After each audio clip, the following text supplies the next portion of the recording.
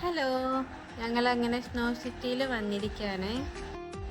അവർ തന്നെ ജാക്കറ്റും ഗ്ലൗസും ഷൂവും സോക്സൊക്കെ ഇട്ടേ നമുക്ക് അതിനകത്തേക്ക് കിടക്കാൻ പറ്റുള്ളൂ. അതൊക്കെ ഇട്ട് നടക്കാൻ കുറച്ച് പ്രയാസമായിരുന്നു. ഇവിടെ കണ്ടില്ലേ, ഒരാൾ അവിടെ കിടന്നൂരുള്ളത് സന്തോഷം കൊണ്ടാണ് തോന്നുന്നത്. അതിൻ്റെ അകത്ത് ഭയങ്കര തണവായിരുന്നു. സ്ലൈഡിങ് ഒക്കെ ഉണ്ടായിരുന്നു. മഞ്ഞുകൊണ്ട് മഴ വരെ പെയ്ത്. പിള്ളേരൊക്കെ എങ്ങനെയാണാവോ അവിടെ നിന്നത്. ഇവൻ കുറെ കഴിഞ്ഞപ്പോൾ പുറത്തേക്ക് കടന്നു.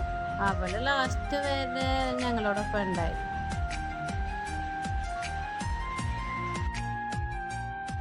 പിന്നെ അവിടെ കഫേ ഉണ്ടായിരുന്നു.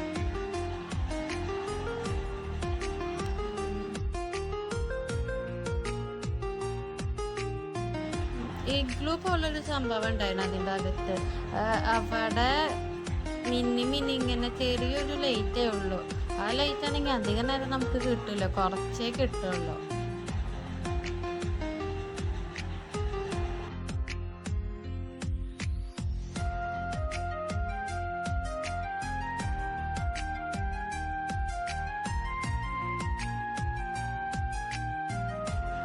പിന്നെ അവിടെ മോട്ടുണ്ടായിരുന്നു, കട്ടിലുണ്ടായിരുന്നു. പിള്ളേർക്ക് കളിക്കാൻ കുറേ സംഭവങ്ങൾ ഉണ്ടായിരുന്നു. മഞ്ഞ് കാരണം അവര് പിന്നെ കുറെ കഴിഞ്ഞപ്പോൾ ഒക്കത്തൊക്കെ കയറി തുടങ്ങി.